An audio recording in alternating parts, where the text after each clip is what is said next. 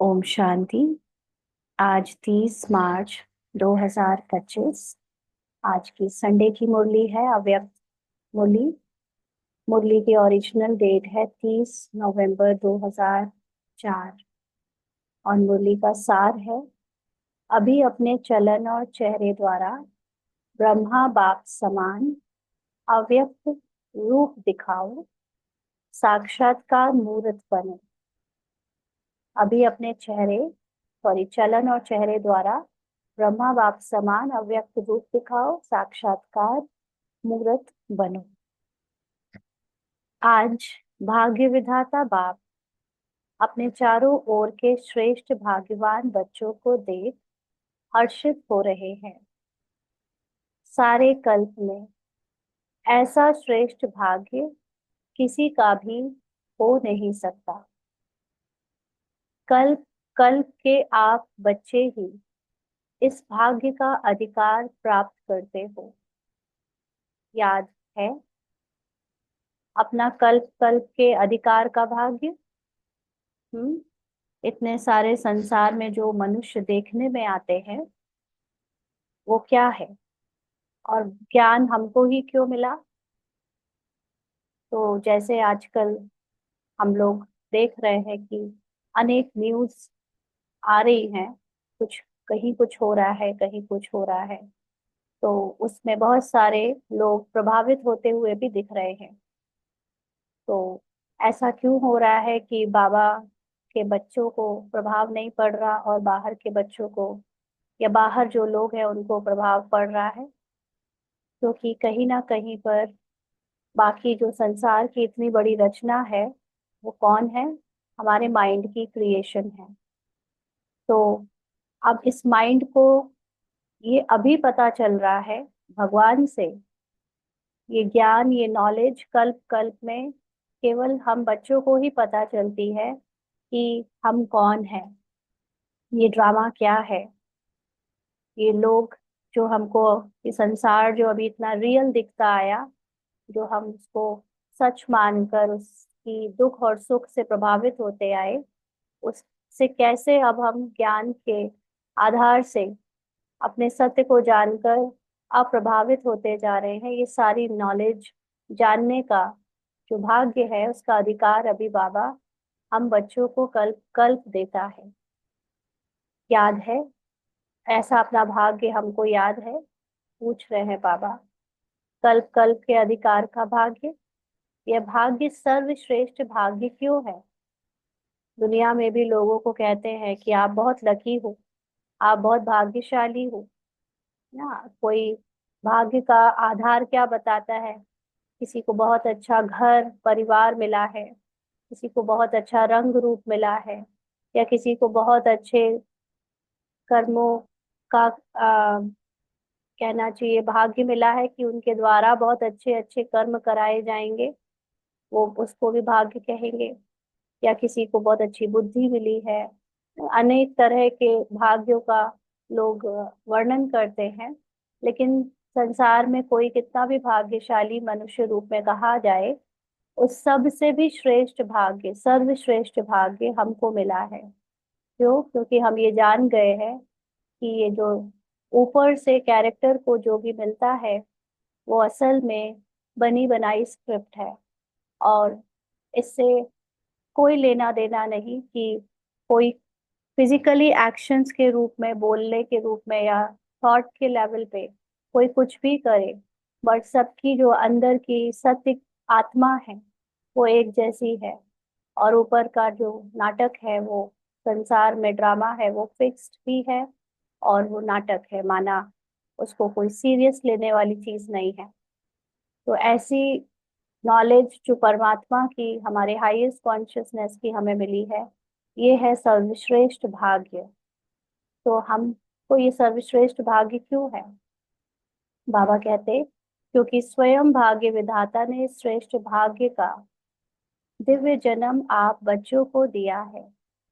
जिसका जन्म ही भाग्य विधाता द्वारा है, उससे श्रेष्ठ भाग्य और हो ही नहीं सकता। हमारा जन्म, ये शरीर का जन्म की बात नहीं हो रही है। हमारा जन्म जो नॉलेज से हुआ है, हम जो ये ब्राह्मण बने हैं, नॉलेज को बाबा के मुख से सुनकर, ये स्वयं भगवान जो भाग्य विधाता है उसने ये भाग्य हमारे लिए क्रिएट किया है। तो अपने भाग्य का नशा स्मृति में रहता है। तो बाबा जो पूरा संसार का विस्तार का नॉलेज दे रहे हैं, ज्ञान दे रहे हैं, उसमें बाबा ने एज एन ह्यूमन एक्टर जो हाईएस्ट भाग्य दिया है वो हमको दिया है ना। तो क्योंकि कहानी ड्रामा की बाबा को पता है, और उस कहानी में सबके लिए जो फिजिकल एक्ट हो रहे हैं वो हम हैं, मतलब हमारे ही कैरेक्टर, और हम सबके आपस में कैरेक्टर्स हैं। तो उस कैरेक्टर में भी हमको बाबा ने सबसे ऊंचा भाग्य दिया। तो ये बाबा उसका भाग्य विधाता हो गया। तो अपने भाग्य का नशा स्मृति में रहता है। अपने भाग्य की लिस्ट निकालो तो कितनी बड़ी लिस्ट है। अप्राप्त कोई वस्तु नहीं, आप ब्राह्मणों के भाग्यवान जीवन में। सबके मन में अपने भाग्य की लिस्ट स्मृति में आ गई। आ गई। पूछ रहे हैं बाबा, सिर्फ ये भाग्य नहीं कि बाबा मिला, बाबा मिला, लेकिन उस भाग्य में बाबा मिला मतलब बाबा का जो ज्ञान मिला, बाबा से जो नॉलेज मिली, उस नॉलेज में हमारे लिए क्या क्या ट्रुथ छुपा हुआ था, उसकी स्मृति आ गई। स्मृति में लाओ, बाबा कह रहे हैं स्मृति में लाओ क्या क्या मिला। आ गई स्मृति में। दिल क्या गीत गाता, वाह भाग्य विधाता, और वाह मेरा भाग्य। बाबा ने जो नॉलेज दी उससे हमें क्या पता चला कि मैं ये अनलिमिटेड कमी कमजोरी वाला कैरेक्टर नहीं, मैं एक फुल फिल्ड, पूरी तरह से भरपूर, संपन्न, श्रेष्ठ, महान आत्मा हूँ, इसके अंदर सर्व शक्तियां और सर्व गुण है, संपूर्ण ज्ञान खजाना है ना। तो ये सारी अपनी भाग्य की स्मृति याद आई, तो उससे क्या निकलना चाहिए, वाह मेरा भाग्य। तो इस श्रेष्ठ भाग्य की विशेषता यही है, एक भगवान द्वारा तीन संबंध की प्राप्ति है। सबसे पहला तो बाबा ने हमको जो ह्यूमन कैरेक्टर में इंसान जो एक सोसाइटी बनाता है, एक समाज बनाता है, फिर उसमें परिवार बनाता है और इतने रिश्ते बनाता है। तो हर एक ह्यूमन सिविलाइजेशन में रिश्तों को काफी इम्पोर्टेंस दी जाती है। और ह्यूमन फॉर्म में हम लोग अपने आप को भाग्यशाली तभी समझते हैं जब हम हमारे सबके साथ रिश्ते अच्छे हों। तो उस हिसाब से भगवान ने हमको आते ही हमसे तीन संबंध का ज्ञान हमको दे दिया कि तुम हम मुझसे तीन संबंध तो मुख्य निभा ही सकते हो, और तो बाकी सारे देह के संबंध वो भी निभाने हैं, बट मुख्य मेरे द्वारा मैं तीन संबंध तुम्हें बताता हूँ। एक है ना, बाबा कहते हैं कि एक द्वारा मैं तीन संबंध जो जीवन में विशेष संबंध गाए हुए हैं, पाप, शिक्षक, सद्गुरु, किसी को भी एक द्वारा तीन विशेष संबंध और प्राप्ति नहीं है। ह्यूमन फॉर्म में तीनों रूप में कोई भी एक ही के साथ ये तीन संबंध नहीं बना सकता। तो बाबा कहते, आप फलक से कहते हो हमारा बाप भी है, शिक्षक भी है, तो सद्गुरु भी है। लेकिन बाबा निराकार रूप में है या अव्यक्त बाप दादा के रूप में। तो बाबा हमारे लिए तीनों फॉर्म में आया है। पेरेंट के रूप में पालना करने वाला बाप, फिर हमें शिक्षाओं से भरपूर करने वाला टीचर, शिक्षक, और फिर हमको गाइड करने वाला लिबरेशन की तरफ, वो है सदगुरु। तो बाप द्वारा सर्व खजानों की खान प्राप्त है। खजानों की लिस्ट भी स्मृति में आई। स्मृति में लाओ क्या क्या खजाना बाप द्वारा मिल गया, मिल गया है या मिलना है। माना आप हो ही संपूर्ण, ये ज्ञान मिल गया है, या अभी भी इसी में खोए हुए हो कि संपूर्ण बनना है, बनना है, बनना है। आत्मा अपनी मूल स्थिति में है ही संपूर्ण, लेकिन कैरेक्टर अपने को संपूर्ण ना कहने लगे ना। कैरेक्टर तो कैरेक्टर है, कैरेक्टर में तो कलयुग की स्क्रिप्ट अनुसार लिमिटेड चीजें होंगी, लेकिन हम जो आत्मा है कैरेक्टर से परे, कैरेक्टर के शरीर, संस्कार, संकल्पों से परे, इस देह की दुनिया से परे, वो आत्मा संपूर्ण है। तो ऐसे निश्चय है, मतलब मिल गया है, या अभी निश्चय हो रहा है, बना रहे हैं, भर रहे हैं अपने को, या मिलना है, क्या कहेंगे? अमृत वेला योग करते हैं तो क्या करते हैं? बाबा को याद करके बाबा से गुण और शक्तियां, ज्ञान खजाने भरते हैं, या याद दिलाते हैं खुद को कि मुझ आत्मा में तो है ही सर्व ज्ञान खजाने, सर्व गुण, सर्व शक्तियां। और वो क्या क्या गुण है, क्या क्या शक्तियां है, बस उसको याद करते हैं कि क्या क्या है। ये नहीं कि भर रहे हैं, भर रहे हैं, भरा हुआ ऑलरेडी है। केवल अपने अंदर जाने की जरूरत है, उसको याद करने की जरूरत है, उसको रिवाइज करने की जरूरत है। जितना ज्यादा याद वो आता जाएगा, रिवाइज करते जाएंगे, उतना वो आपके कैरेक्टर में, स्वरूप में भी उतरता जाएगा, है ना? बाबा कहते बालक सो मालिक है ही। अगर आपने अपने को बाबा का बालक कहा है, बच्चा कहा है, तो जैसा बाबा वैसा मैं। बाबा है निराकार, सतो प्रधान, संपूर्ण आत्मा, सदा, कभी कभी नहीं, सदा। तो हम बच्चे भी है ही बाप समान, केवल कैरेक्टर अलग अलग है। तो बालक सो मालिक है ही। शिक्षक द्वारा शिक्षा से श्रेष्ठ पद की प्राप्ति हो गई। वैसे भी देखा जाए दुनिया में भी सबसे श्रेष्ठ पद राज्य पद गाया जाता है। तो आप तो डबल राजे बन गए हो। आप तो डबल राजे। कौन सा वाला राजा?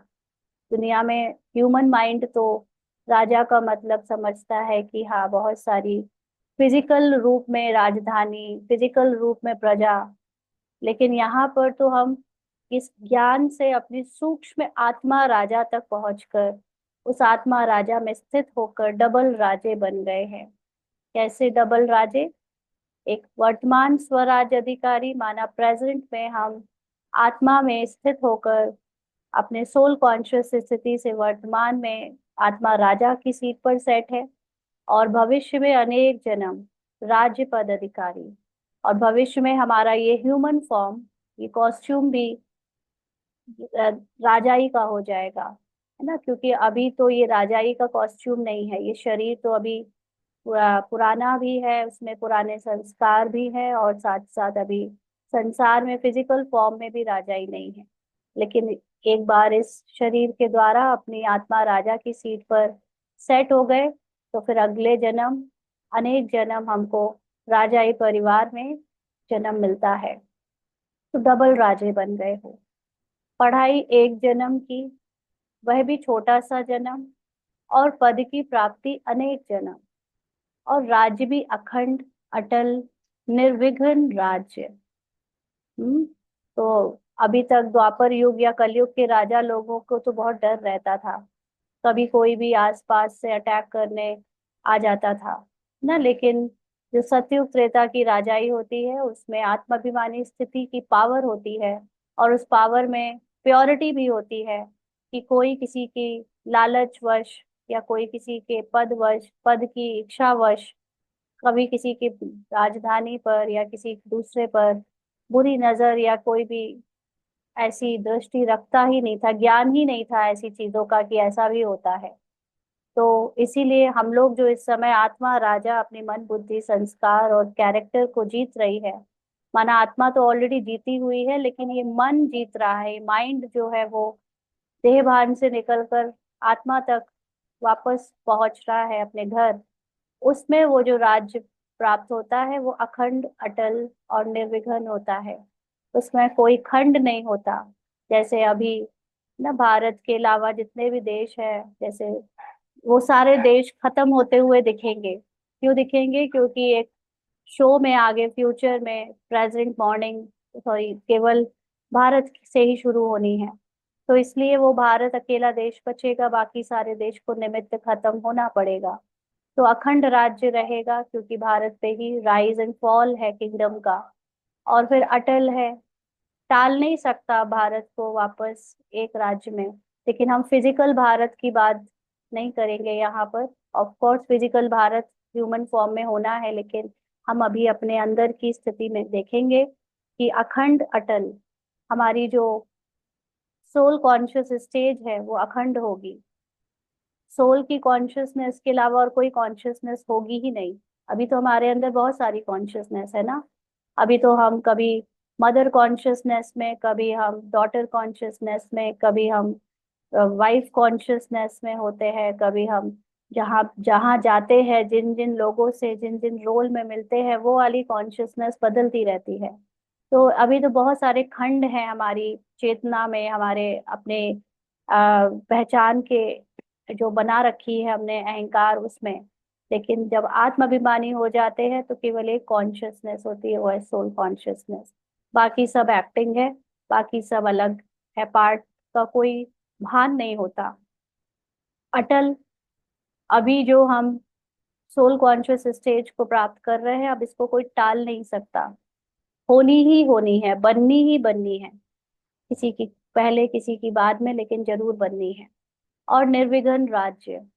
और कितना भी विघ्न आ जाए, लेकिन हम उस सोल कॉन्शियस तक पहुंच कर ही रहेंगे। है ना। तो ये तीनों चीजें जो मेरे सूक्ष्म में अभी अंदर प्राप्त होती है, वो फिजिकल फॉर्म में, भारत के रूप में, भारत देश के रूप में और उसकी राजाई के रूप में भी 21 जन्म चलती है। तो अब भी स्वराज्य अधिकारी बेफिक्र बादशाह हो हैं, पूछ रहे हैं बाबा। तो सबसे बड़ी बात है, अभी ह्यूमन फॉर्म में जो हमारा कैरेक्टर चल रहा है, वो कैरेक्टर प्ले होते हुए भी हम बेफिक्र बादशाह और स्वराज अधिकारी हैं। स्वराज अधिकारी का मतलब, माइंड को जब पता चल गया कि उसका ट्रुथ है उसकी आत्मा, और अब वो माइंड अपनी अपने सत्य आत्मा तक लौटने के लिए बाबा से जो नॉलेज ले रहा है, उस नॉलेज के आधार से वो ये जान चुका है कि जो अभी तक हमने फॉल्स ईगो के रूप में कैरेक्टर से अनेक पहचाने बनाई, वो अभी भी कितना भी ऊपर उथल पुथल मचाए, हमारे एक्शंस यानी कैरेक्टर के एक्शन, बोल या सोच कितनी भी ऊपर नीचे आए, लेकिन वो कभी ये ना भूले कि स्व का राज्य आत्मा है, आत्मा की सत्यता है। आत्मा की सत्यता ही मेरा अधिकार है और वही मेरा स्वतंत्र राज्य है। तो माइंड जब ये याद रखता है और कैरेक्टर से प्रभावित नहीं होता, तो उसको कहते हैं स्वराज्य अधिकारी, अभी ह्यूमन ब्राह्मण फॉर्म में। और फिर बेफिक्र बादशाह। तो जब आप माइंड को, बाबा ने ये समझाया है कि अभी तुम जो है कैरेक्टर को मत देखो, कैरेक्टर से एकदम परे अपने को आत्मा समझो, आत्मा में स्थित रहो। तो फिर ये भी समझाया है कि ड्रामा फिक्स्ड है, तुम जो कैरेक्टर प्ले कर रहे हो उसमें तुम्हारे या किसी के भी साथ जो कुछ हो रहा है वो पहले से रिकॉर्डेड है, फिक्स है, तुम उसको बदल भी नहीं सकते। तो हमारे लिए फिर फिक्र करने की बात ही कहाँ है। हम अपनी आत्मा राजा की सीट पर सेट होकर, निश्चिंत होकर ड्रामा देख रहे हैं, क्योंकि ड्रामा में कुछ भी हमारे द्वारा करने को नहीं है, हमसे करवा लिया जाएगा।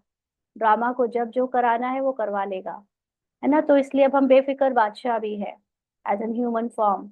ह्यूमन फॉर्म में, लेकिन अंदर से आत्मा में स्थित। तो ऐसा है। पूछ रहे हैं बाबा, इतने निश्चिंत, इतने बेफिक्री से रहते हो, बेफिक्र बादशाह बने हो। समर्पण बुद्धि जो होगा वही बेफिक्र बादशाह होगा। तो जो बेफिक्र है वह हाथ उठाओ। बाबा कहते, बेफिक्र थोड़ा भी फिक्र नहीं है। हाँ बिल्कुल, एकदम समर्पण बुद्धि है। चलो पहले से बहुत कम हो गई है फिक्र, लेकिन एकदम फिक्र ना हो, ऐसा है कोई? बाबा कहते देखना, जब कोई पपेट शो सामने आता है फिर फिक्र होता है। कोई परिस्थिति विपरीत आ जाती है, कोई बात आपके माइंड में ही संकल्प के रूप में या संस्कार के रूप में ही उल्टी आ जाती है, तब फिक्र होता है। हाँ, माया का पपेट शो सामने आता है या नहीं, फिर थोड़ा थोड़ा फिक्र होता है। पूछ रहे हैं बाबा, नहीं होता? थोड़ा चिंता चिंतन चलता है या नहीं चलता है? हाय, मैंने किसी को गलती से ऐसे बोल दिया, कुछ गलती से मेरा कोई संस्कार ऐसा इमर्ज होके एक्शन में आ गया। हम्म उसमें चिंता होती है कि नहीं होती? बाबा पूछ रहे हैं। वैसे श्रेष्ठ भाग्य, थोड़ी चिंता चिंतन चलता है या नहीं चलता? वैसे श्रेष्ठ भाग्य अभी से बेफिक्र बादशाह बनाता है ना। अगर आपको अपने भाग्य की नॉलेज रहे, आपको अपने सत्य की नॉलेज रहे और बाबा पर पूरा समर्पण बुद्धि हो, तो इसी भाग्य में बेफिक्र बादशाह का भी पार्ट है। तो ये थोड़ी बहुत जो बातें आती हैं वह और ही आगे के लिए अनुभवी परिपक्व बनाने वाली हैं। जो बीच बीच में थोड़ी चिंता दिलाने वाली बातें आ जाती है, काम परिस्थिति के रूप में, विपरीत रूप में कोई चीजें आती है, लेकिन अगर आप अपनी आत्मा में स्थित रहो, उन चीजों से प्रभावित ना हो, या कभी हो भी जाओ तो भी अगर उससे लर्निंग ले लो आगे के लिए कि अरे ये बातें हुई थी, मैंने इसमें रिएक्ट तो कर दिया, बट इसके बिना भी चल सकता था, इसके बिना भी परीक्षा में मैं पास अच्छे से हो सकती थी अगर ऐसे रिएक्ट नहीं करती तो भी, है ना। तो ये जो बातें आ रही है उसमें आप चाहे पास हो चाहे फेल हो, लेकिन दोनों ही बातें आपको अनुभवी बना देती है और ही फाइनल स्टेज की परिपक्व अवस्था तक ले जा रही हैं। तो अभी तो सभी इन भिन्न भिन्न बातों के अनुभवी हो गए हो ना। घबराते तो नहीं है ना। आराम से साक्षी की सीट पर बैठ ये पपेट शो देखो, कार्टून शो देखो।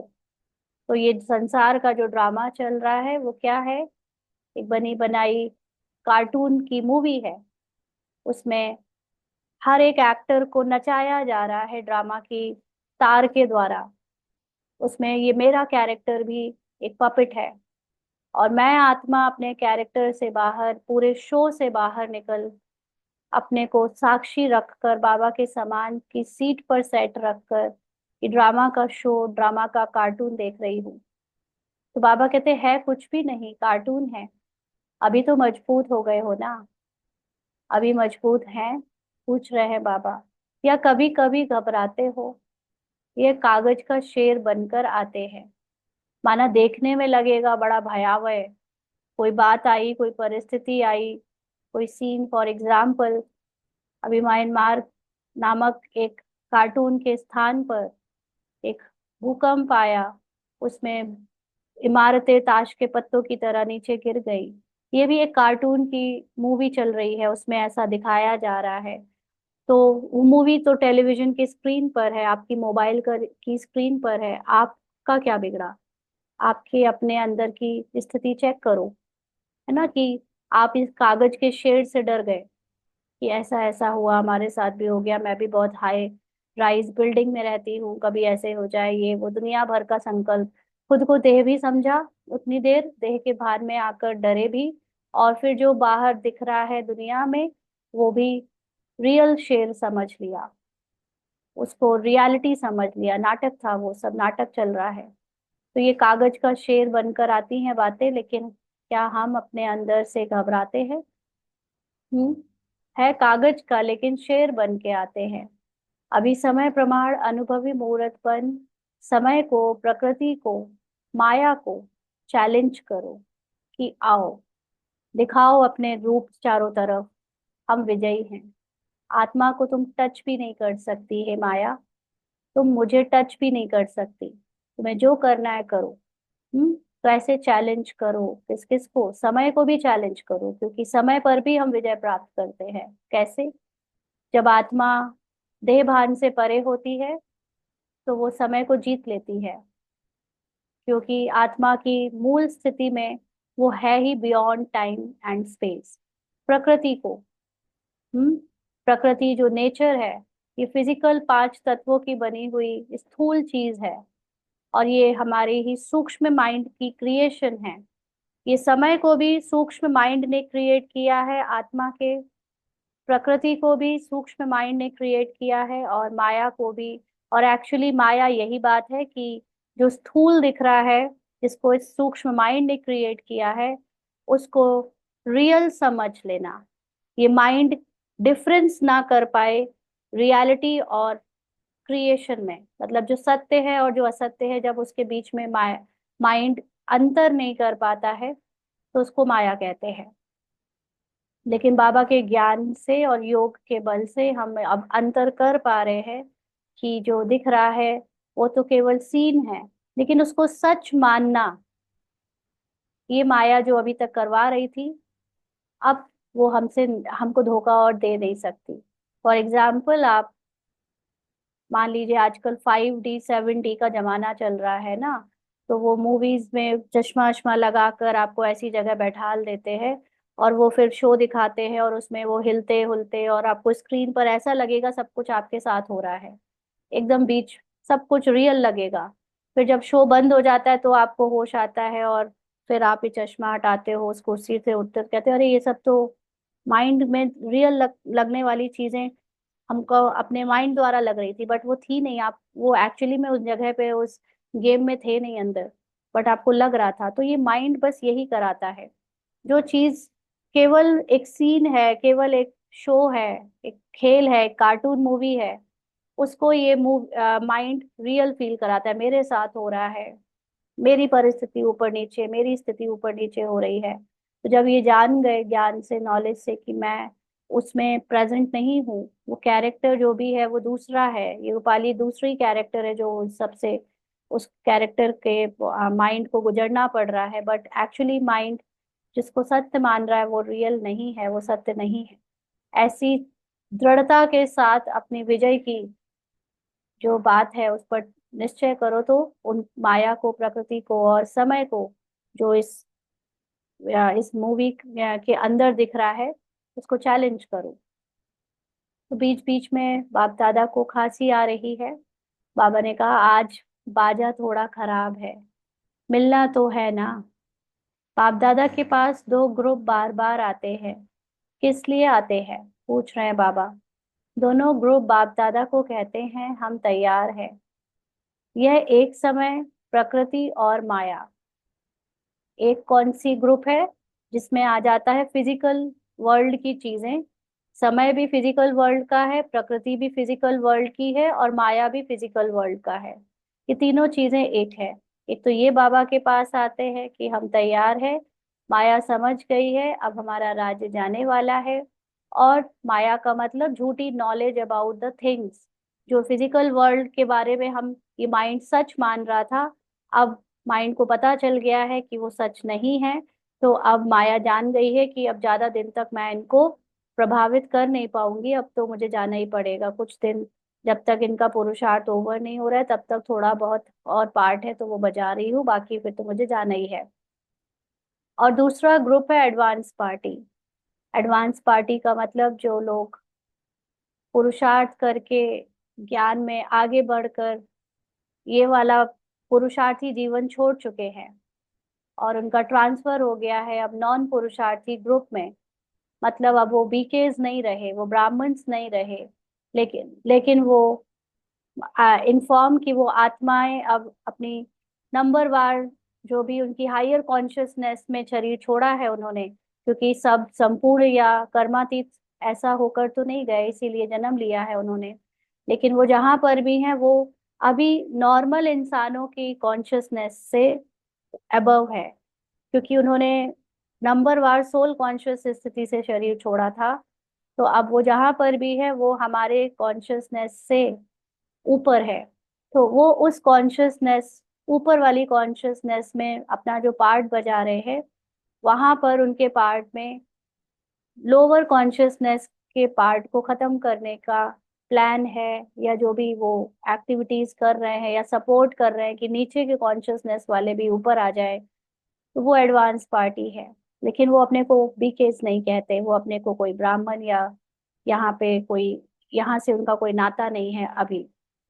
तो बाबा ने तो उनको सूक्ष्म में, जैसे उनकी नॉलेज है बाबा को, तो बाबा उनको एडवांस पार्टी के रूप में, ग्रुप के रूप में बता रहा है कि ये दोनों वेट कर रहे हैं।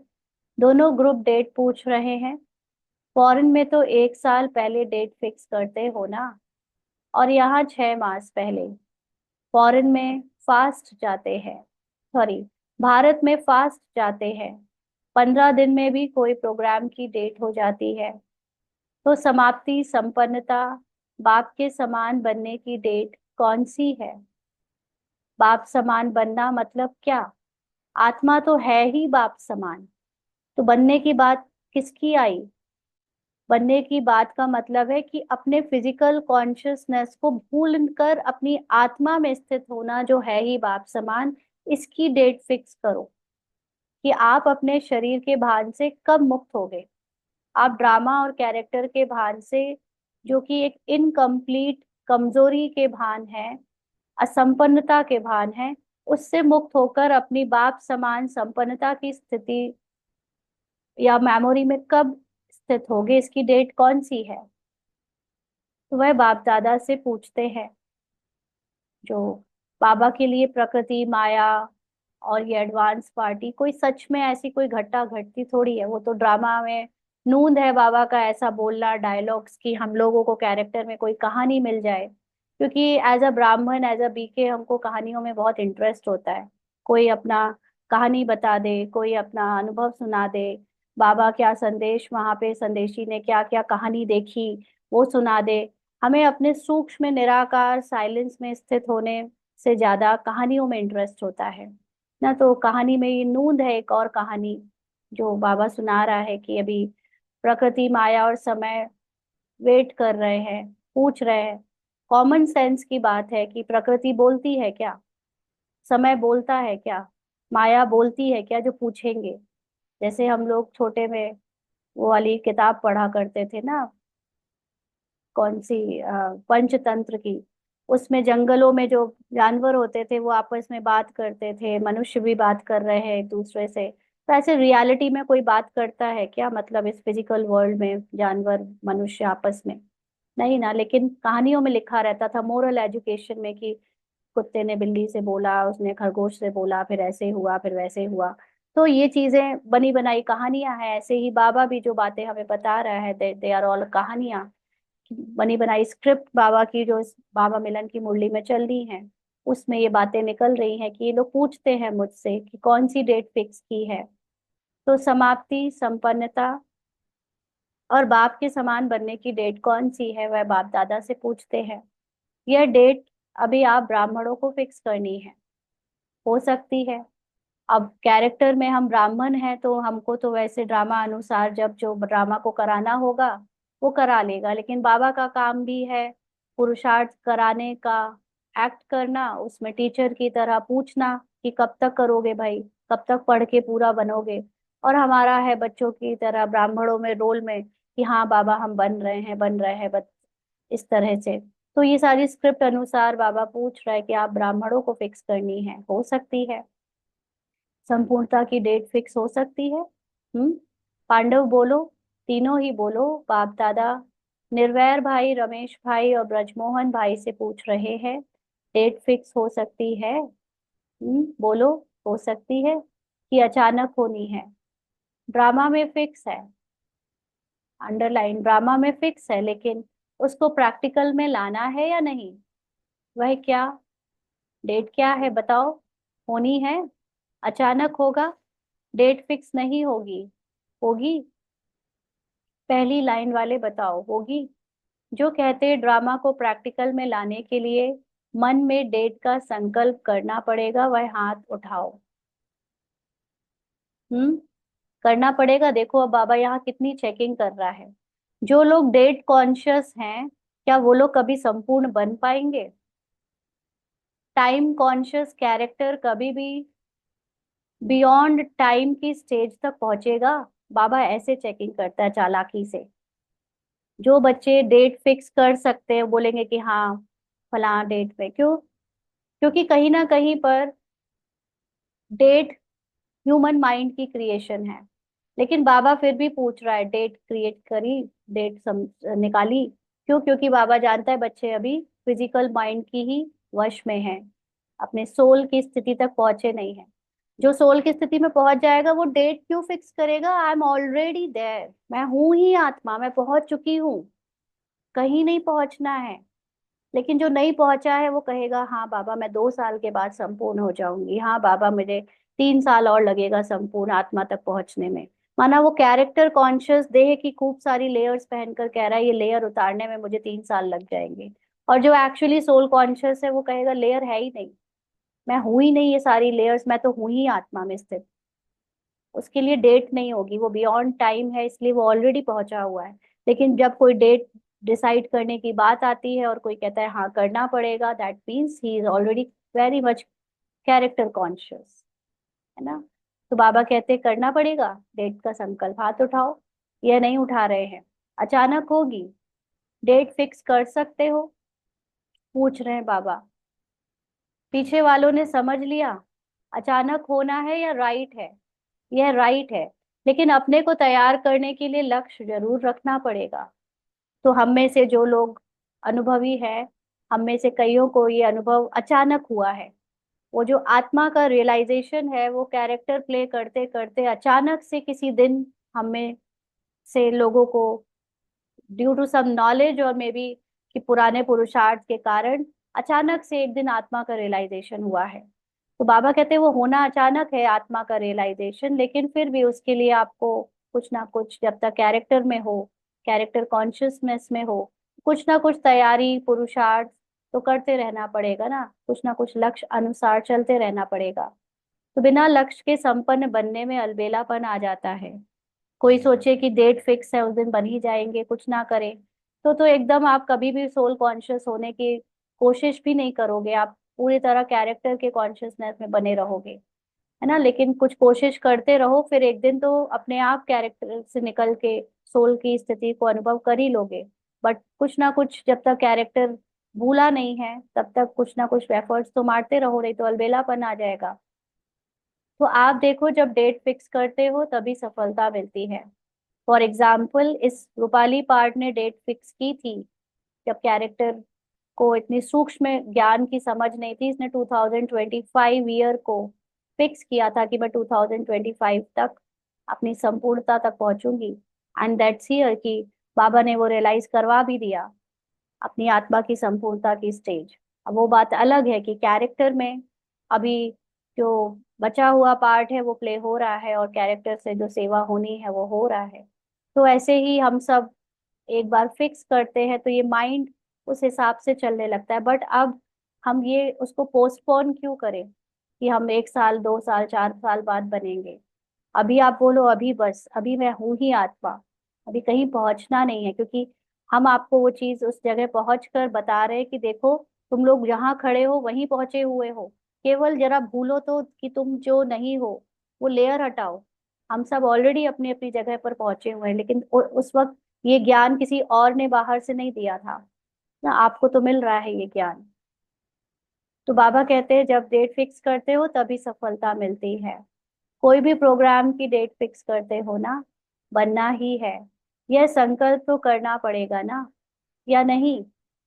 ड्रामा में आपे ही हो जाएगा, क्या समझते हो? पहली लाइन वाले बताओ। प्रेम जो देहरादून की सेंटर की इंचार्ज थी, उन्होंने उनसे पूछा, बाबा ने, सुनाओ। करना पड़ेगा, करना पड़ेगा, जयंती बोलो, करना पड़ेगा, वह कब होगा?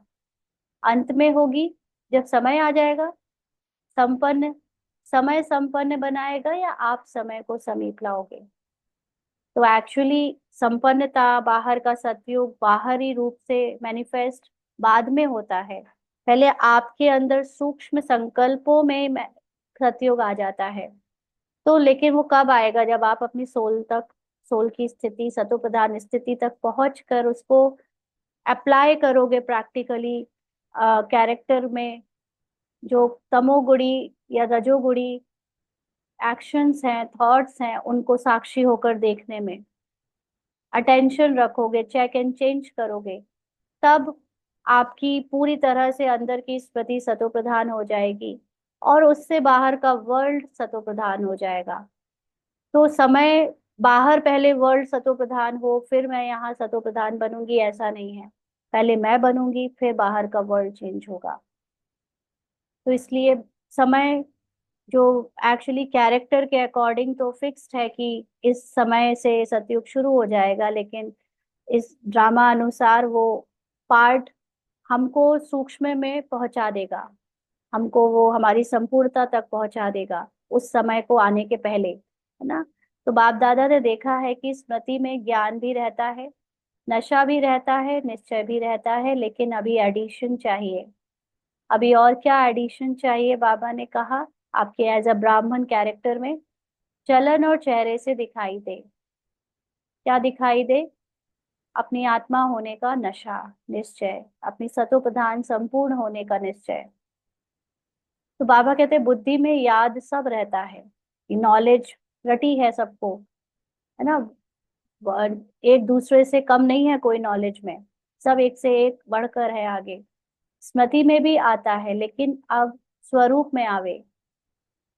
तो जब साधारण रूप में भी अगर कोई बड़े ऑक्यूपेशन वाला है या कोई साहूकार का बच्चा एजुकेटेड है, तो उसकी चलन से दिखाई पड़ता है कि यह कुछ है। उनका कुछ ना कुछ न्यारापन दिखाई देता है, माना वो थोड़े डिफरेंट दिखते हैं। अगर कोई बड़े घर के या बहुत एजुकेटेड लोग होते हैं, वो आम लोगों से डिफरेंट दिखते हैं, उनकी सोच, उनके हाव भाव, उनकी चलन डिफरेंट होती है, बेहतर होती है बाकी के लोगों से। तो इतना बड़ा भाग्य, जो आत्मा की सत्व प्रधानता की जो नॉलेज है, उसका जो अनुभव है, वो इतना बड़ा भाग्य है। और नॉलेज से वो आपको पता भी है, पढ़ाई भी पूरी उसकी कर रखी है या करते जा रहे हो, और पता है कि पद भी आपका बना हुआ है। तो स्वराज तो अभी है, अभी भी है ना। आत्मा राजा है, ये बात तो पता चल गई ना। तो इसी को कहेंगे स्वराज्य। माइंड के लेवल पर जो कैरेक्टर करता है वो सत्य नहीं, लेकिन जो आत्मा के लेवल पे जो सारी बातें हैं वो सत्य है। ये तो अभी भी है सबका, क्योंकि आत्मा तो अभी भी मौजूद है, और आत्माओं का जो मूल है वो तो कभी नहीं बदलता। तो प्राप्तियां भी सब है, यानी नॉलेज भी पता चल गई, और अंदर आत्मा की जो जो बातें हैं वो भी पता चल गई। लेकिन चलन और चेहरे से भाग्य का सितारा मस्तक में चमकता हुआ दिखाई दे, वह अभी एडिशन चाहिए। माना इतना निश्चय चाहिए अभी अपने इस सत्य पर कि वो आपके कर्मों में, आपके रोल में, आपके दूसरों के प्रति व्यवहार में आने में शो हो, आपके चलन और चेहरे से आपका ये भाग्य की खुशी औरों को दिखे, दिखना चाहिए। होना है कि यह हमारे इष्ट देव है, इष्ट देवियां है। यह हमारे है। जो आप जितने लोगों से मिलोगे, जब आप सोल कॉन्शियस में स्थित होकर सबकी सतो प्रधान अवस्था को देखोगे, माना सबके सत्य को देखते हुए जितनों से भी मिलोगे, आपको ऐसे फील होगा जैसे ये हमारे ही है। मैं आपको अपने एक्सपीरियंस से ऐसे ही बताती हूँ, पिछले 4-5 दिनों से, जैसे कल भी बताया कि फैमिली और कई सारे लोगों से ऐसे लौकिक में मिलना हो रहा है, या नए नए लोगों से भी मिलना हो रहा है। तो बाबा ये प्रैक्टिस कंटिन्यू करवा रहा है कि अपने सत्य आत्मा को देखकर उनको भी परम धाम की आत्मा देखना है।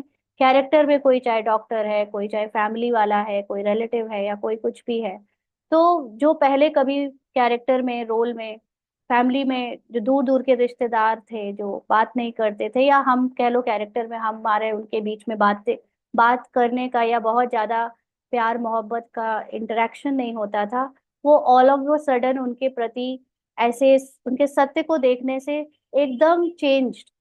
वो जितने लोग मिल रहे हैं, जितने भी लोगों से इंटरेक्शन हो रहा है, और उनके प्रति माइंड में एक सूक्ष्म में जो संकल्पों में पुरुषार्थ चल रहा है कि सबकी सत्य को देखना है, सत्य को देखना है, सबके साथ इतना वार्म एक इंटरेक्शन हो रहा है। सब इतने ऐसे मिल रहे हैं जैसे बहुत सालों से हम एक दूसरे से प्यार के संबंध में थे, हमेशा से जानते थे।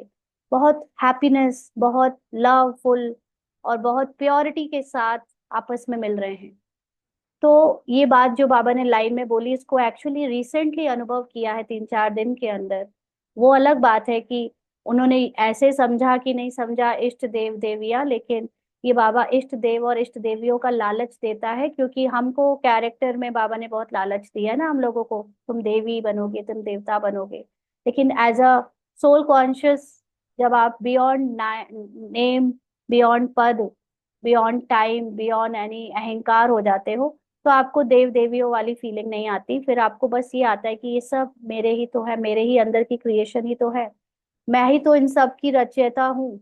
तो वो जब आपको अपनी माँ, अपने अंदर पूरी रचना की माँ होने का फील आता है ना, कि मैं, ये सब मेरे माइंड की ही तो क्रिएशन है, और मैं इनकी माँ हूँ क्योंकि मैंने क्रिएट किया, माना मेरे माइंड ने क्रिएट किया है।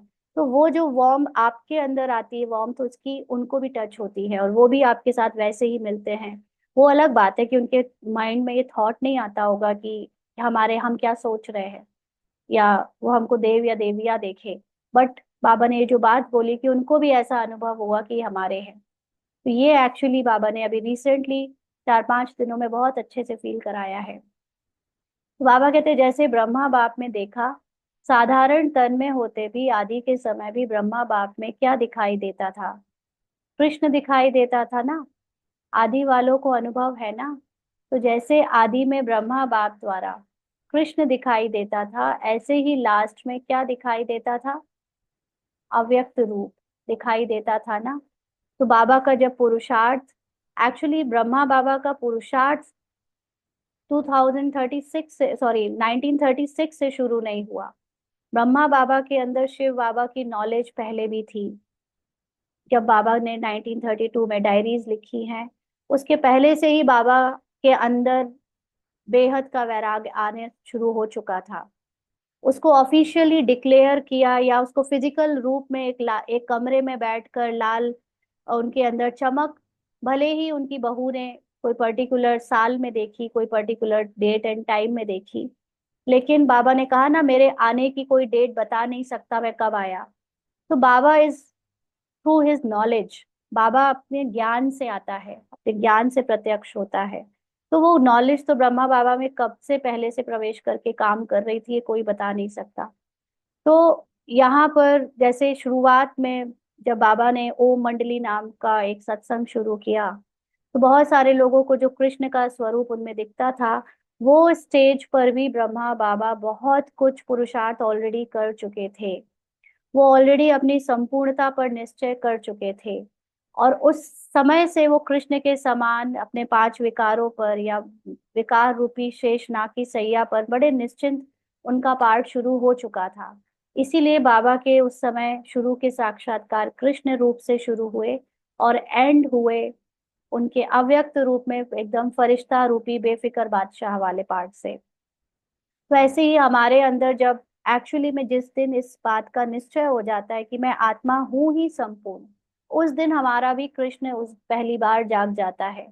और उस दिन हम अपने देह रूपी विकारों के या देहभान के रूपी नाग पर निश्चिंत होकर डांस करते हैं। माना अब हम मन बुद्धि संस्कार और कैरेक्टर की कमी कमजोरियों पर अब हम कोई अब हम प्रभाव मुक्त हो जाते हैं उससे। उस दिन हमारे अंदर का कृष्ण जन्म लेता है और वो कृष्ण का साक्षात्कार खुद को हुआ। माना हमें अपनी संपूर्ण स्थिति दिखी, लेकिन कैरेक्टर में अब हम निश्चिंत हो गए कि अब हमें कैरेक्टर में कुछ नहीं बदलना, कैरेक्टर की चिंता नहीं करनी, हमें तो अपनी संपूर्ण आत्मा में स्थित होना है और पवित्र रहना है। पवित्र का मतलब डिटैच रहना है कैरेक्टर से, है ना। तो ये स्थिति से शुरुआत होते होते हमारे कैरेक्टर में भी एकदम अव्यक्त रूप हो जाता है। जितना निराकारी स्थिति में प्ले करते करते हम कैरेक्टर में आएंगे, कैरेक्टर भी बिल्कुल फरिश्तों जैसा हो जाएगा। तो दूसरों को देखने में आएगा कि इनकी चाल चेहरे चलन में कभी स्ट्रेस नहीं, कभी भारीपन नहीं, कभी कोई बात की चिंता ही नहीं। कितने इजी, कितने हंसमुख, कितने निश्चिंत हैं ये लोग। तो वो चेहरे और चलन में भी दिखाई देता है। तो अभी बाप दादा विशेष निमित्त बच्चों को यह होमवर्क दे रहा है कि अभी ब्रह्मा बाप समान अव्यक्त रूप दिखाई दे। चलन और चेहरे से कम 108 माला के दाने तो दिखाई देवे। हम्म। तो इसका मतलब ये नहीं कि फिजिकल फॉर्म में 108 माला हमको बनानी है, मतलब 108 लोगों को ऐसे चलन और चेहरे से बनकर दिखाना है कि हम तो बहुत हल्के हैं। लेकिन चलन और चेहरे से कम 108 की माला दिखाई देवे का मतलब हम जो अपने अपने सूक्ष्म रूप में अपनी संपूर्ण आत्मा में स्थित है, तो कम से कम हमारे लिए इतने मिनिमम लेवल ऑफ संकल्पों पर विजय प्राप्त हो जावे कि हमारी जो लोग मिनिमम लेवल पे चिंता करते हैं अलग अलग बातों की, उनसे हमारी उन पे हमारी निश्चिंतता हो जावे ना। तो वो बाबा ने एज अ काउंटिंग, क्योंकि काउंटिंग भी लिमिटेड वर्ल्ड की बातें हैं, लिमिटेड माइंड की बातें हैं। 108, 8, 16,108, सोल कॉन्शियसनेस में कोई काउंटिंग नहीं होती है। जब टाइम नहीं होता, स्पेस नहीं होता, काउंटिंग नहीं होती, कलर क्रीड कुछ नहीं होता। ये बॉडी कॉन्शियसनेस में हम 108 और ये सब की बातें करते हैं। तो बाबा हमको अभी उसी कॉन्शियसनेस में समझा रहा है, इसलिए बाबा कह रहा है कि कम से कम ऐसे हम उस कॉन्शियसनेस से समझेंगे तो हमें लगेगा कि हाँ, कम से कम 108 लोग तो ऐसे बन जाएं जो चाल चलन चेहरे से बिल्कुल फरिश्ता स्थिति में पहुंचे। लेकिन एक्चुअली हमारे अंदर कम से कम इसकी सूक्ष्म ज्ञान ये है कि मेरे अंदर कम से कम इतने संकल्प जो रोजमर्रा की बातें हैं, जो रोज की या बात आने वाली जाने वाली परिस्थितियां हैं, उसमें तो हम निश्चिंत हो जावे। उसमें तो हम समर्पण बुद्धि हो जावे कम से कम ना। तो बाप दादा नाम नहीं चाहते, नाम नहीं बताते हैं कि 108 कौन है, लेकिन उसकी चलन और चेहरा स्वतः ही प्रत्यक्ष हो। तो ह्यूमन फॉर्म में ब्राह्मण तो देखने में जो आ रहे हैं, वो कोई एक एक ब्राह्मण की काउंटिंग कोई कर नहीं सकता कि एक्चुअली में अंदर से कौन फरिश्ता स्थिति में स्थित है। क्योंकि एक तो बाबा के बच्चे चारों ओर फैले हुए हैं, कुछ ही लोग हैं जिनको संसार मतलब एक एज अ बी के टाइटल मिला है कि ये वो अच्छे पुरुषार्थी है या जो अच्छी सेवाधारी है। बहुत सारे बाबा के गुप्त बच्चे अंदर से ऑलरेडी संपूर्णता में टिक कर पुरुष मतलब बहुत अपने आप पार्ट प्ले कर रहे हैं, है ना। इसीलिए कोई ये तो बाबा जाने या बाबा की स्टोरी में ऑलरेडी फिक्स्ड है कौन है ना। तो प्रत्यक्ष हो का मतलब है कि आपको ही अपने अंदर से अपने संकल्पों में ये प्रत्यक्ष होने लगेगा कि आप उनमें हो या नहीं। आपकी निश्चिंत और बेफिक्री की अवस्था से, अपनी सोल कॉन्शियस या अपनी हायर कॉन्शियसनेस की स्थिति से।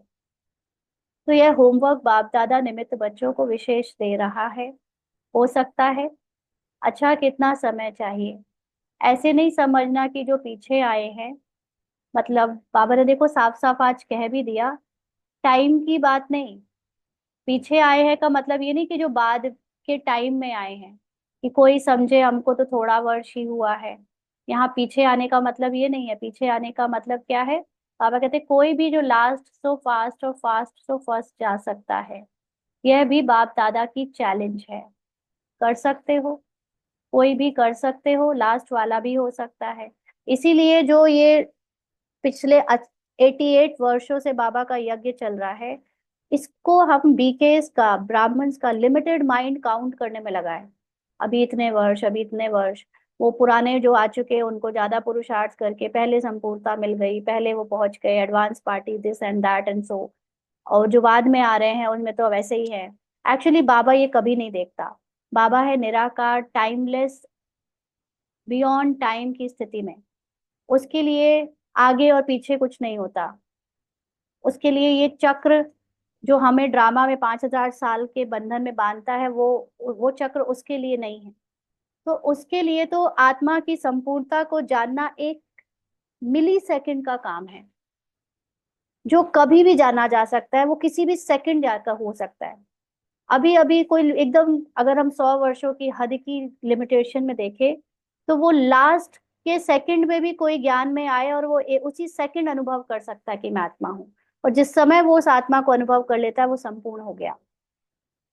तो इसलिए इसमें पहले कौन आया और बाद कौन आया, इसकी कोई बात है ही नहीं। लेकिन चैलेंज बाबा दे रहा है कि क्या तुम इस पर निश्चय कर सकते हो। ये चैलेंज है मेरा तुम पर। क्या क्या तुम देह भान से मुक्त अपने को वो संपूर्ण आत्मा समझ सकते हो? सिर्फ पक्का लक्ष्य रखो, करना ही है, होना ही है। बाबा कहते हैं डबल फॉरेनर्स हाथ उठाओ। तो डबल फॉरेनर्स क्या करेंगे, पूछ रहे हैं बाबा। डबल चांस लेंगे ना। बाप दादा नाम नहीं अनाउंस करेगा, लेकिन उनका चेहरा बताएगा कि यह है। ऑलरेडी जिसमें संपूर्णता का निश्चय होगा, उनका चेहरा अपने आप बताएगा। एक्चुअली बताएगा किसको? खुद ही को। दूसरा तो कोई जान भी नहीं पाएगा, क्योंकि दूसरे को खुद ही अकल नहीं है संपूर्णता होता क्या है। दूसरे को खुद ही नहीं पता कि उस स्थिति में कोई कैसे अनुभव करता है।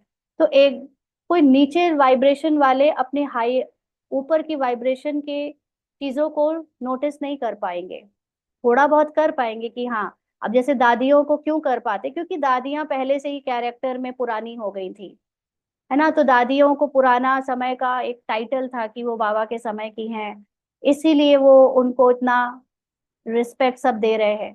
लेकिन कोई अचानक से कोई नया आए और वो अपनी संपूर्णता में टिका भी हो, लेकिन कोई इसको पहचान नहीं पाएगा। हाँ, उसकी चाल चलन चेहरे से जरूर, उसके चेहरे से वो वाइब्रेशंस निकलेंगी, लेकिन उसको भी नोटिस कौन कर पाएगा? वो खुद। क्योंकि दूसरे लोग तो आजकल चाल चलन में ऊपर से दिखावा भी कर लेते हैं, स्माइल करने का या थोड़ा सा वाइब्रेंट होने का ना, लेकिन असल में खुद को ही बस पता चलता है ना। और या हमारे साथ हम जिनसे मिलते हैं उनको एनर्जी से पता चलता है कि ये हमेशा मतलब उनको अपनी बहुत सूक्ष्म और ईगोलेस एनर्जी उस वक्त रियलाइज होती है। आप कितने भी, अगर मान लीजिए आप सोल कॉन्शियस हो, बहुत अपनी संपूर्णता में टिके हुए हो, तो आपके सामने कोई कितना भी घमंडी, कितना भी पद पोजीशन अहंकारी आ जाए, आपकी संपूर्णता में और आपकी पवित्रता में इतनी पावर होगी कि वो सामने वाला उतनी देर के लिए अपना सारा अहंकार, अपना अभिमान, अपना ईगो भूल जाएगा। वो भी अपने अंदर की पवित्रता से आपसे बात करेगा, मिलेगा, और आपके प्रति बहुत प्यारा होगा। तो ये लेकिन खुद को पता चलेगा, उसको भी नहीं पता चलेगा कि वो ऐसे कैसे हुआ, वो कैसे भूल गया कि वो डॉक्टर है उतनी देर के लिए, कैसे भूल गया कि वो इतना पद पोजीशन वाला है। लेकिन वो आपको पता चलेगा जो होगा उस स्थिति में उसको। तो ऐसा करने में, ऐसी उस संपूर्णता में टिकने की हिम्मत है। पहली लाइन को बाप दादा देख रहा है हिम्मत है? अगर हिम्मत है तो हाथ उठाओ, हिम्मत है तो, बाबा पूछ रहे हैं। हिम्मत वाले भी, सॉरी, पीछे वाले भी हाथ उठा सकते हैं। जो ओटे सो अर्जुन, जो सोचेगा, जो समझेगा, जो खुद पुरुषार्थ में करेगा, वो मा पाएगा। अच्छा, बाप दादा रिजल्ट देखने के लिए क्या क्या पुरुषार्थ कर रहे हैं, कौन कौन कर रहा है, वह रिजल्ट देखने के लिए 6 मास दे रहे हैं। 6 मास रिजल्ट देखेंगे, फिर फाइनल करेंगे। ठीक है, क्योंकि देखा जाता है कि अभी समय की रफ्तार तेज जा रही है। रचना को तेज नहीं जाना चाहिए, रचयिता को तेज होना चाहिए। तो समय मतलब हमारे माइंड में जो स्क्रिप्ट है वो जल्दी जल्दी चेंज हो रही है, बहुत जल्दी जल्दी परिवर्तन हो रहे हैं, बट जो एक्चुअली क्रिएटर है इस स्क्रिप्ट का, माइंड का जो मालिक है, जो आत्मा, उस आत्मा तक पहुंचने का पुरुषार्थ तेज होना चाहिए ना। तो अभी थोड़ा फास्ट करो, अभी उड़ो। चल रहे हैं नहीं, उड़ रहे हैं। जवाब में बहुत अच्छे जवाब देते हैं कि हम तो, हम ही तो है ना, और कौन होगा। तो बाप दादा खुश होते हैं। लेकिन अब लोग, यानी आत्मा, यानी आपके द्वारा जो क्रिएटेड कैरेक्टर है आपके माइंड में, वर्ल्ड में जो है ना, वह कुछ देखना चाहते हैं। बाप दादा को याद है, जब आदि में आप बच्चे सेवा से निकले थे तो बच्चों से भी साक्षात्कार होते थे। शुरू में दादियों को जो तपस्या करके निकाला था, उनके कैरेक्टर में, उनके रोल में निश्चिंत अवस्था होती थी, इतना डिवाइन और डिविनिटी होती थी कि दूसरों को उनके स्वरूप में वो साक्षात्कार होते थे। तो ड्रामा उनको यूज करता था ज्ञान में अनेकों को लाने के लिए। तो अभी सेवा और स्वरूप दोनों तरफ अटेंशन चाहिए। तो क्या सुना, अब साक्षात्कार मूर्त बनो, साक्षात ब्रह्मा बाप बनो। अच्छा, आज नए नए बच्चे भी बहुत आए हैं, अपने स्नेह की शक्ति से सभी पहुंच गए हो। इसलिए बाप दादा विशेष, जो नए नए बच्चे आए हैं, उन्हों को हर एक को नाम सहित पदम गुणा मुबारक दे रहे हैं। साथ में वरदाता वरदान दे रहे हैं, सदा ब्राह्मण जीवन में जीते रहो, उड़ते रहो। अच्छा, सेवा का टर्न पंजाब का है, पंजाब वाले उठो, बहुत अच्छा। यह भी विधि विधि अच्छी बनाई है, हर जोन को चांस मिल जाता है। यह तो यज्ञ सेवा द्वारा, एक तो यज्ञ सेवा द्वारा एक एक कदम में पदम गुणा कमाई जमा हो जाती है, क्योंकि मेजॉरिटी कोई भी कर्म करते यज्ञ सेवा याद रहती है, और यज्ञ सेवा याद आने से यज्ञ रचयिता बाप को याद आता ही है। तो सेवा में भी ज्यादा से ज्यादा पुण्य का खाता जमा कर लेते हैं। और जो सच्चे पुरुषार्थी बच्चे हैं, वह अपने याद के चार्ट को सहज और निरंतर बना सकते हैं। देखो, बाबा ने ये बात यहाँ क्लियर करी कि सेवा में भी ज्यादा से ज्यादा पुण्य का खाता जमा कर लेते हैं। क्योंकि जो हम स्थूल या वाचा सेवा करते हैं तो उसमें कईयों को जो सुख मिलता है, तो वो हम जो एक्शन से अभी पुण्य जमा करने का अभी एक भाव सीखते आए अपने पुराने नॉलेज से, तो वो भी जमा हो जाता है कि सबकी ब्लेसिंग्स मिल जाती है, तो हमारे अंदर वेस्ट थॉट नहीं चलते, और दूसरा हम हल्के रहते हैं। और फिर सबसे बड़ी बात कि जो सच्चे पुरुषार्थी बच्चे हैं, सच्चे पुरुषार्थी का मतलब होता है जो मूल स्थिति, जो अपनी निराकार संपूर्ण स्थिति में स्थित होने वाला पुरुषार्थ करने की सेवा करते हैं, क्योंकि यही पुरुषार्थ ही सेवा है। वह अपने याद के चार्ट को, वह अपने सत्य की याद के चार्ट को सहज और निरंतर बना सकते हैं। क्योंकि यहाँ एक तो महारथियों का संग है, संग का रंग सहज लग सकता है, अटेंशन है। तो यह जो 8 दिन 8-10 दिन मिलते हैं, इसमें बहुत अच्छी प्रोग्रेस कर सकते हैं। कॉमन रीति से सेवा की तो इतना लाभ नहीं है, लेकिन चांस है एक सहज निरंतर योगी बनने का, पुण्य का खाता जमा करने का, और बड़े से बड़े परिवार के नशे में खुशी में रहने का। तो पंजाब वालों को चांस मिला है। हर जोन को मिलता है, लेकिन लक्ष्य रखो कि तीनों ही फायदे हुए।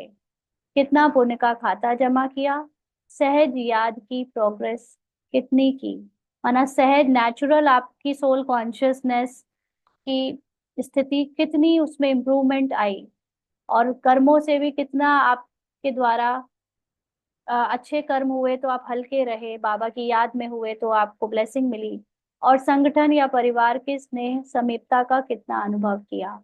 यह तीनों ही बातों का रिजल्ट हर एक को अपना निकालना चाहिए। ड्रामा में चांस तो मिलता है, लेकिन चांस लेने वाले चांसलर बनो। तो इस लाइन को कोई ये समझे कि हम चांस लेकर फिजिकल वर्ल्ड की या ब्राह्मण वर्ल्ड की सेवाओं को ग्रास्प करें, ये सबसे जरूरी है। तो ऐसा नहीं है। चांस लेने का मतलब है कि आप कोई भी सेवा कर रहे हो, वो सेवा को अपनी निराकारी स्थिति में स्थित होकर साक्षी होकर देखने के चांस को लो और चांसलर बनो। ये चांसलर बनना है, ना कि ये कि हम फिजिकल रूप में क्या सेवा कर रहे हैं उससे चांसलर बना जाता है। चांसलर बना जाता है अपनी सोल कॉन्शियस स्टेज को अलग अलग बाहर की परिस्थितियों में, सेवाओं में, या कैरेक्टर के किसी भी तरह के रोल में उस निराकार आत्माभिमानी स्थिति को बार बार अनुभव करके बनने में, ये चांस लेना होता है। जो जितनी तरह के डिफरेंट कैरेक्टर को प्ले करता है वो उतना ही बड़ा सुपरस्टार होता है ना। तो ऐसे ही जब हम एज आत्मा देख रहे हैं कि मेरे ड्रामा की स्क्रिप्ट में, मेरे अंदर जो ड्रामा चल रहा है उसकी स्क्रिप्ट में बहुत सारे एक्टिंग है, बहुत सारे एक्शंस हो रहे हैं, और वो कोई भी एक्शन, जितने ज्यादा एक्शंस को मैं सोल कॉन्शियस स्टेज से करूंगी, जितने या देखूंगी, जितने ज्यादा इंटरेक्शन में मैं सोल कॉन्शियस रहूंगी, उतना ज्यादा मैं ऑलराउंड पार्ट, उतना ज्यादा मैं सुपरस्टार चांसलर बनती जाऊंगी, है ना। तो ये चांस लो। तो पंजाब वाले तो होशियार है ना। अच्छा है, अच्छी संख्या में भी आए हो और सेवा भी खुली दिल से मिली है। आने वाली संख्या भी देखो, सेवा मिलती है, सेवा ली नहीं जाती है। सेवा आपको ड्रामा देगा, आप जब तैयार होगे तो ड्रामा देगा, और ड्रामा जब देगा सेवा तो उसमें खुश नहीं हो जाना कि सेवा मिली मतलब आप बहुत ऊंचे हो। सेवा सिर्फ आपको आपकी सोल कॉन्शियस स्टेज की चेकिंग करने के लिए मिली है कि आप उस कॉन्शियसनेस में सेवा कर सकते हो या नहीं, ना। तो अच्छा है, संगठन अच्छा है। आज 2 विंग, ग्राम विकास विंग और महिला विंग मीटिंग के लिए आए हैं। महिला विंग वाले उठो, अभी 1 मिनट के लिए अशरीरी होकर बाबा को याद करेंगे, फिर आगे पढ़ेंगे।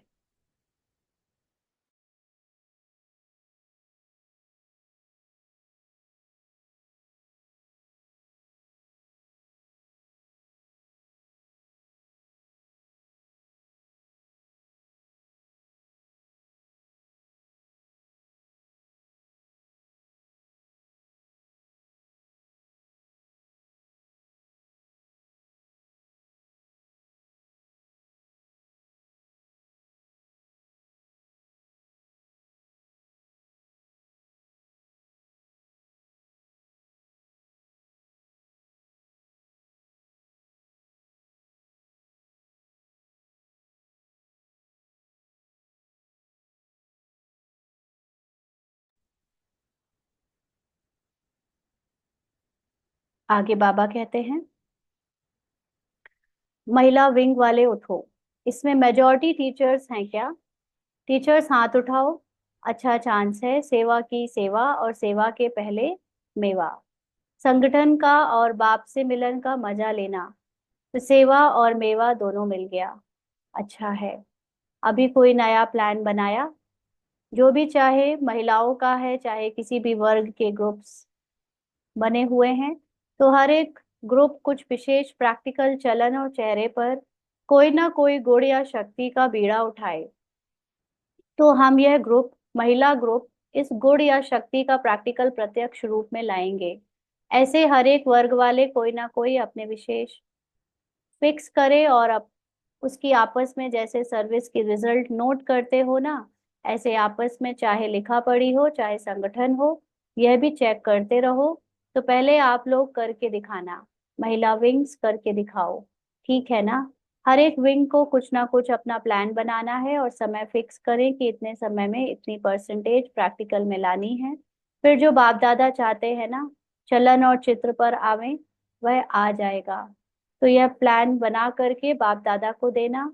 हर एक विंग क्या करेगा, सेवा का प्लान जैसे नोट करते हो ना, वैसे यह करके देना, ठीक है ना। करके देना, अच्छा है, छोटा छोटा संगठन कमाल कर सकता है। ठीक है, क्या समझते हो टीचर्स, कर सकते हो? कर सकते हो तो प्लान बनाना। अच्छा, मुबारक हो सेवा की। फिर ग्राम विकास विंग वाले उठो। अभी तक ग्राम विकास वालों ने कितने गांव परिवर्तन किया है? कितने गांव में किया है? 7 गांव में किया है। एक गांव में 75% तक काम हुआ है। इस मीटिंग में भी प्रोग्राम बनाया है, समय की पुकार, स्वच्छ स्वर्णिम ग्राम भारत। इस प्रोजेक्ट के अंतर्गत गांव गांव को व्यसन मुक्त और स्वच्छ बनाने की सेवा करेंगे। अच्छा है, प्रैक्टिकल है ना। इसकी टोटल रिजल्ट जो है प्रेसिडेंट प्राइम मिनिस्टर के पास जाती है। तो किसी ने कहा अभी नहीं भेजी है। पापा ने कहा भेजनी चाहिए, क्योंकि यह जो गांव गांव में प्रैक्टिकल कर रहे हो, यह तो गवर्नमेंट का ही काम है। लेकिन आप सहयोगी बन रहे हो तो रिजल्ट देख करके अच्छा मानेंगे। एक ऐसा बुलेटिन तैयार करो जिससे गवर्नमेंट के सभी मुख्य लोगों को वह बुलेटिन जाए। किताब नहीं, मैगजीन नहीं, शॉर्ट में टोटल रिजल्ट सब तरफ की जानी भेजनी चाहिए। अच्छा है, मुबारक हो। अच्छा, बीच बीच में खांसी आ रही है तो बाबा ने कहा आज बाजा शांति चाहता है। अच्छा, बाप दादा के पास चारों ओर के सेवा की रिजल्ट भी आती रहती है। और विशेष आजकल कोई भी कोना रह नहीं जाए, सबको संदेश मिल जाए। यह प्लान जो प्रैक्टिकल में कर रहे हैं उसकी रिजल्ट भी अच्छी है। बाप दादा के पास डबल विदेशी बच्चों के समाचार मिले हैं, और जिन्होंने भी मेगा प्रोग्राम्स भारत में किए हैं उनका समाचार भी सब मिला है। चारों ओर सेवा की रिजल्ट सफलतापूर्वक निकली है। तो बच्चों ने जैसे सेवा में संदेश देने की रिजल्ट में सफलता प्राप्त की है, ऐसे ही वाणी द्वारा, संपर्क द्वारा और संबंध और साथ साथ अपने चेहरे द्वारा साक्षात्कार फरिश्ते रूप का कराते चलो।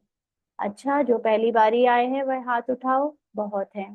अच्छा है, टू लेट के बोर्ड के पहले आ गए हो। अच्छा है, चांस लो, कमाल करके दिखाओ। हिम्मत रखो, बाप दादा की मदद हर बच्चे के साथ है। अच्छा, बाप दादा चारों ओर के साकार सम्मुख बैठे हुए बच्चों को और अपने अपने स्थान पर देश में बाप से मिलन मनाने वाले बच्चों को, बनाने वाले चारों ओर के बच्चों को बहुत बहुत सेवा की, स्नेह की और पुरुषार्थ की मुबारक तो दे रहे हैं। लेकिन पुरुषार्थ में तीव्र पुरुषार्थी बन अब आत्माओं को दुख अशांति से छुड़ाने का और तीव्र पुरुषार्थ करो। दुख अशांति भ्रष्टाचार अति में जा रहा है। अभी अति का अंत कर सभी को मुक्ति धाम का वर्षा बाप से दिलाओ। कैसे दिलाएंगे? अपने अंदर वो जो आत्मा का दृढ़ संकल्प है, जिसमें आप आत्मा संपूर्ण में स्थित होकर ये माइंड के द्वारा क्रिएटेड दुख अशांति और भ्रष्टाचार का जो संसार है, उसको सतो प्रधान दृष्टि से देखना शुरू कर दो। उसको साइलेंस में जाकर अपने सत्य में टिक कर देखो कि सबके सत्य क्या है। उससे ऑटोमेटिकली बाहर भी चेंज आना शुरू हो जाएगा। ऐसा सदा दृढ़ संकल्प वाले बच्चों को याद प्यार और नमस्ते, ओम शांति। हम रूहानी बच्चों की रूहानी बाप दादा को याद प्यार, गुड मॉर्निंग और नमस्ते बाबा। शुक्रिया, थैंक यू बाबा। आज का वरदान है नम्रता और अथॉरिटी के बैलेंस द्वारा बाप को प्रत्यक्ष करने वाले विशेष सेवाधारी भाव। जहाँ बैलेंस होता है वहाँ कमाल दिखाई देती है। जब आप नम्रता और सत्यता की अथॉरिटी के बैलेंस से किसी को भी बाप का परिचय देंगे तो कमाल दिखाई देगी। इसी रूप से बाप को प्रत्यक्ष करना है। आपके बोल स्पष्ट हो, उसमें स्नेह भी हो, नम्रता और मधुरता भी हो, तो महानता और सत्यता भी हो, तब प्रत्यक्षता होगी।